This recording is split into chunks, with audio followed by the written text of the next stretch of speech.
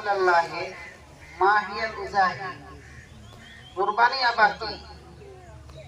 তখন আল্লাহ রাসূল সাল্লাল্লাহু আলাইহি ওয়াসাল্লাম এক বাক্যে এই কথাটাই বললেন, ইয়া সুন্নাতু আবিকুম ইব্রাহিম আলাইহিস সালাতু ওয়াসালাম, এটা তোমাদের আদি পিতা নবিয়ানা হযরত ইব্রাহিম আলাইহিস সালাতু ওয়াসালামের একটি সুন্নাত। আল্লাহ রাসূল সাল্লাল্লাহু আলাইহি ওয়াসাল্লাম অন্যান্য নবীর নাম না করে হযরত ইব্রাহিম আলাইহিস সালাতু ওয়াসালামের এই সুন্নতের কথাটা বললেন কেন? এর আগেও তো কুরবানি ছিল। আমরা যদি প্রথম মানব হযরত আদম আলাইহিস সালাতু ওয়াসালামের আমরা যদি ইতিহাস দেখি, যে আদম আলাইহিস সালাতু ওয়াসালামের দুই ছেলে পৃথিবীর সর্বপ্রথম কুরবানি দিয়েছিল, যা হাবিল এবং কাবিলের নাম আমরা শুনেছি বা জানি। আল্লাহ নবী জনাব মুহাম্মদ রাসূলুল্লাহ সাল্লাল্লাহু আলাইহি ওয়াসাল্লাম তিনি অন্যান্য নবীদের নাম না করে এক বাক্যে সাহাবায়ে কেরাম রাদিয়াল্লাহু তাআলা আনহুকে বললেন যে